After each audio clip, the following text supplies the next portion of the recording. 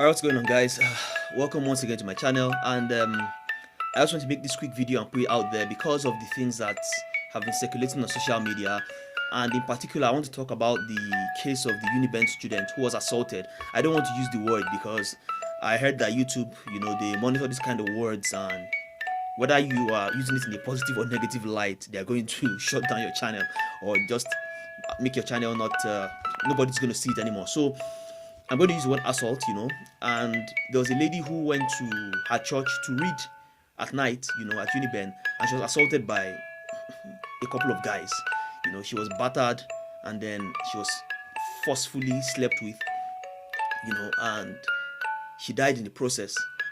So I didn't want to make any comment about this before, but I saw some tweets and some Facebook posts by some idiots, some Nigerian idiots on social media, and they were blaming this girl for what happened to her, and that kind of thing always surprises me because you have a country where people claim to have university degrees, they claim to be educated, but we still make this kind of stupid statement, we still make this kind of backward statement, and you wonder what's the value of the education that the average Nigerian receives. And so as you can see on the screen, some of those comments were really pathetic. People were blaming the girl, saying, why did she go out at night, what book is she studying, there's a virus outside, and Uniben has no exam in this period, so she was asking for it. Some other people were saying things like, who knows what kind of runs she was doing, and that she got caught up in, and the runs backfired, and she lost her life in the process. So in Nigeria we have a culture where rape victims are consistently blamed for being I use the word, where sexual assault victims are consistently blamed for being assaulted sexually, and their experiences are trivialized. Many times they are not believed, many times they are even beaten up again and saying that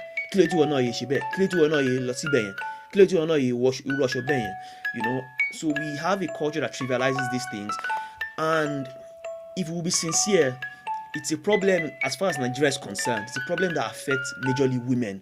Of course, there are some men who are assaulted in this way also, but as far as Nigeria is concerned, women are the major victims of this crime, and the majority of the perpetrators are men. It doesn't mean that all men do this. It doesn't mean that most men do this, but the fact is that men are the ones who perpetrate these things, even if it's a minority. So we need to, hold these people accountable and bring them to justice when these kind of things happen. And for us guys who are listening to this video, I'm sure we all know one or two other guys who, they're not necessarily women assaulters, let me put it that way. So I won't use the word. They're not necessarily women assaulters. They necessarily have not done such a thing before, but they don't have a negative view about these things. They begin to, if such a thing happens, you hear them say things like, ìgbà tó jẹ́ pé àwọn boys wọ́n gbésùmọ̀ títí kò gbà fún àwọn boys ṣe fẹ́ káwọn boys ṣe, àwọn boys fi ṣe kíni, wọ́n fi tipátipá wọ́n fi gbà lọ́wọ́ ẹ̀. People make this kind of statements about a victim, and you have these people as your friends. So just to show you that even the average person, the average Nigerian guy who would never do such a thing to a woman, is still like complicit in the sense that he doesn't have a negative view of these things. He thinks that you are to blame. One of the comments on the Facebook or Twitter, I think, was from a guy who wrote something that if you're a woman and somebody is trying to assault you sexually, just allow the person so that they won't kill you. How can you write that kind of stuff?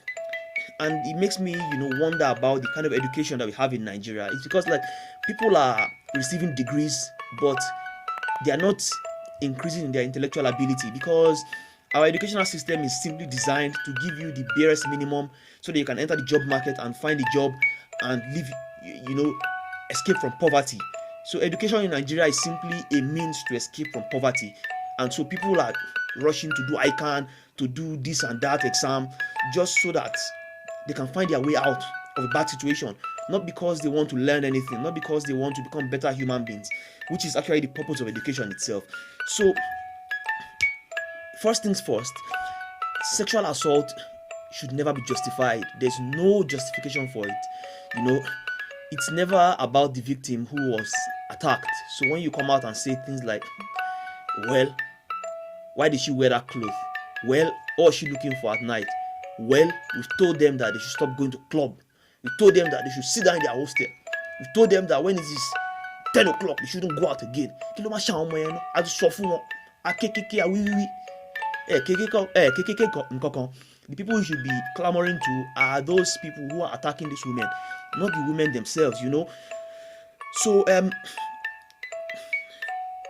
what's the way out of this crisis that we face in the country? I mean, okay, before I get to that, I remember I came across a video from some years ago. It was a very pathetic video, very sad. 2 secondary school students, they were surely less than 18 years old. They were being assaulted by four big guys inside a bush, you know. And I won't forget what those girls were saying. One of the girls was saying, because I remember the video clearly. The girl was pinned. One of the girls was crying. She had just been assaulted. She was crying. The other one was pinned down by 2 of the guys, holding her hands. 2 other guys holding her legs. Then one of the guys was doing the act, you know, and they were telling her that she normal, you know, and then she was replying them and saying, "Boda ijo kese mi le, ma she normal. Boda ijo kese mi le, ma she normal." You know, and she was crying. So I'm going to get a bit graphic here, just for us to see the gravity of this kind of event. When you forcefully assault somebody, you know, you insert your male genitalia forcefully into the woman's body.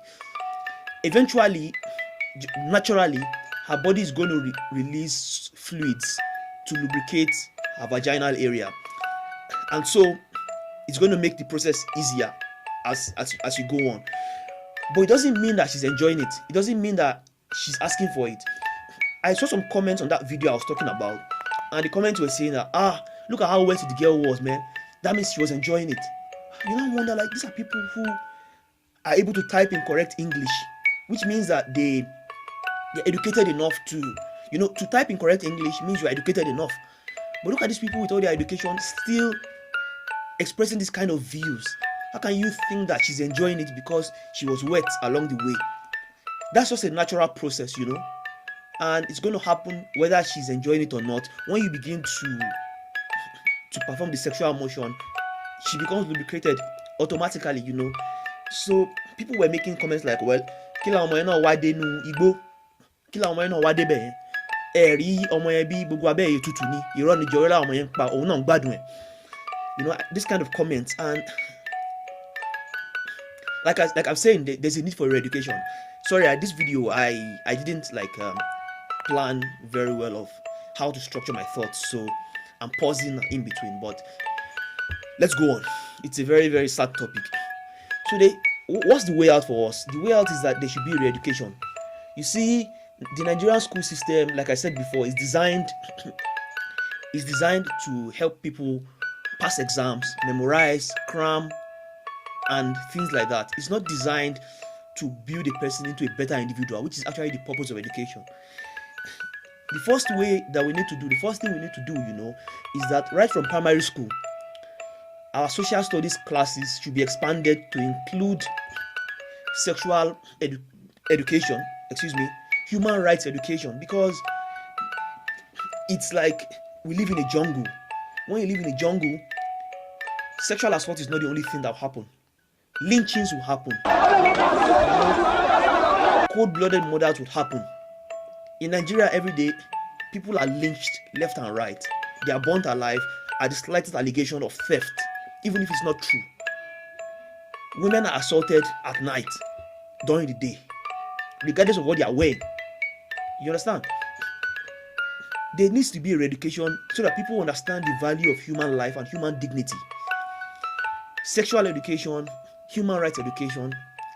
I personally think that IRK and CRK classes are the most useless classes in the school curriculum. Why?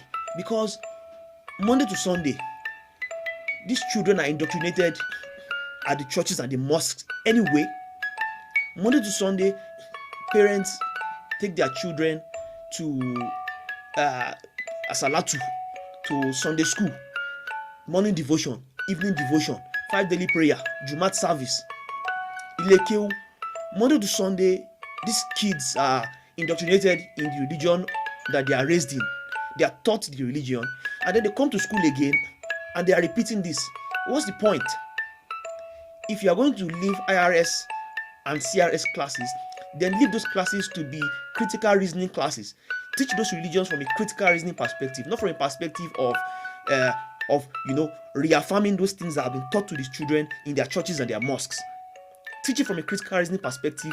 Let the children do analysis of the religion. Let them break it down. Let them point out the inconsistencies or the consistencies, however you may see it. Let them make arguments for and against the religion. Let it not be a further indoctrination session.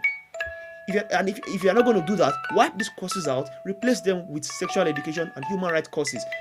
Many Nigerians, some are even very brilliant, because they lack any human rights compass. They make this kind of statements like, well, she was asking for it. Why did she wear that kind of cloth? I've been living in Germany now for about 5 years, and I've not heard about one rape case, except for the one that happened in Cologne.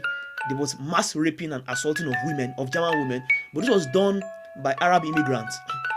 And we know that the Arab world, like Africa, where we come from, is very similar in the sense that people are not taught to value human dignity. People are not taught to value human life. It's like there's no difference between that part of the world and our own part, and that's why these men confidently assaulted those women.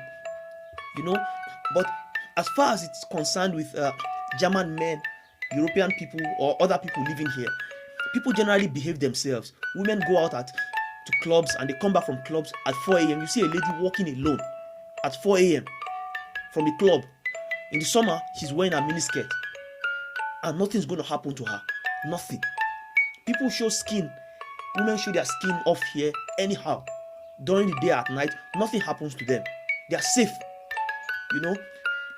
In Munich here, there's a place called the English Garden. In the English Garden, you would see people regularly naked. In the garden, there's an area where they are naked. In that area, everybody's naked, but nobody's ever going there to touch somebody else and say, if you are naked, why are you not wearing clothes, and start touching them? It never happens. Never. But in Nigeria, a lady will be fully dressed, even in hijab, and somebody will still find a way to assault her.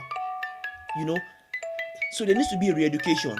Why is it that in Germany or in UK, people can go out, women can go out any time of the day, dressed as they like, and come back home safe? But in Nigeria, it's not possible. Do they have two heads? No.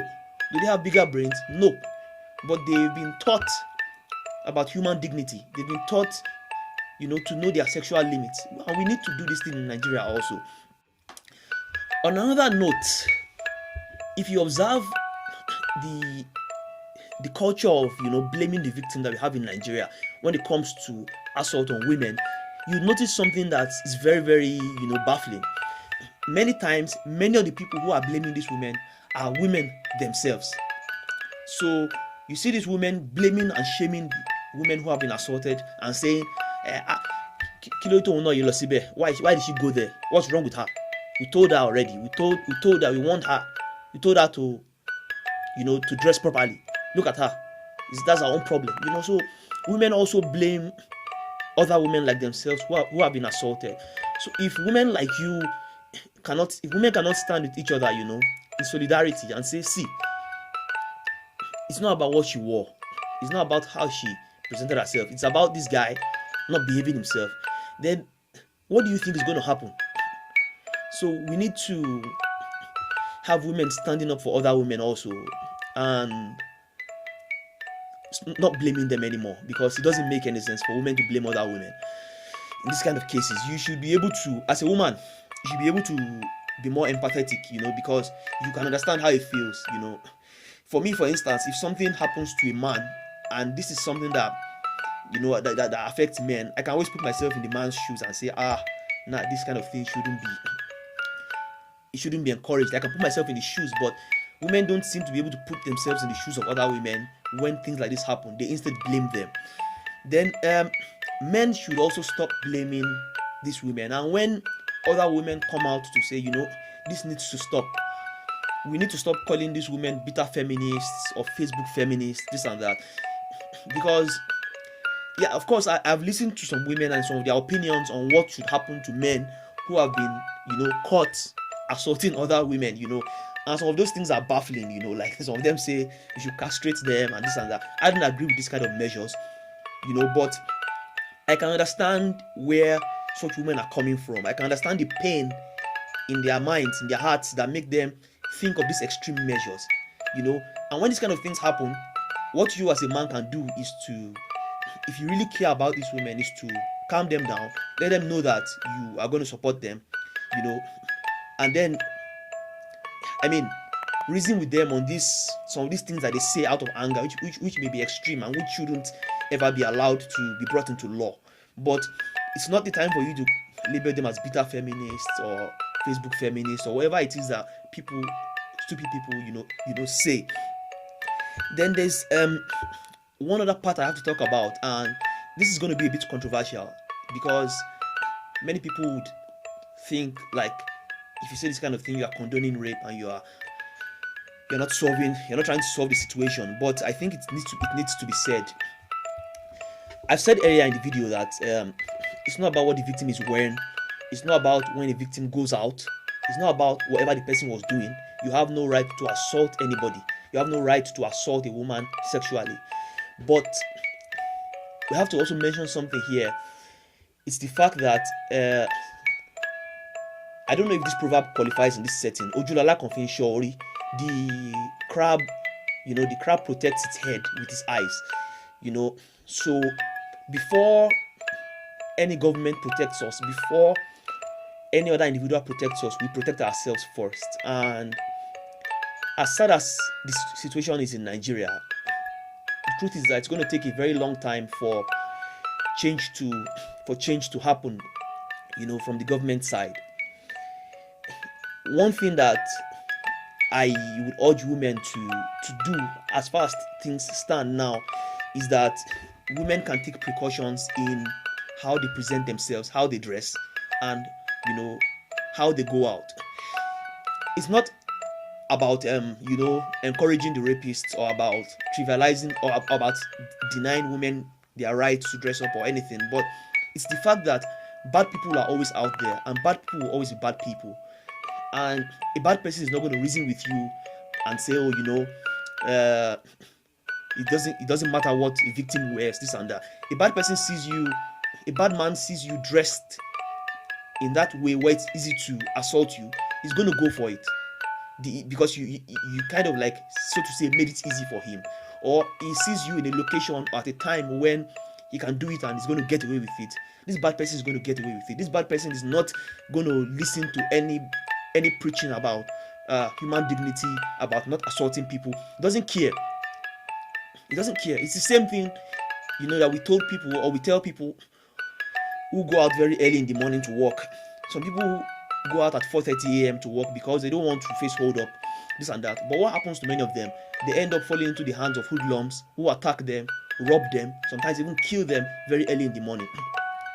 So while we fight for the government to put security in place to ensure that these hoodlums cannot attack people early in the morning, on the one hand, on the other hand, we also advise these people and say, hey guys, everybody, stop leaving your homes at 4:30.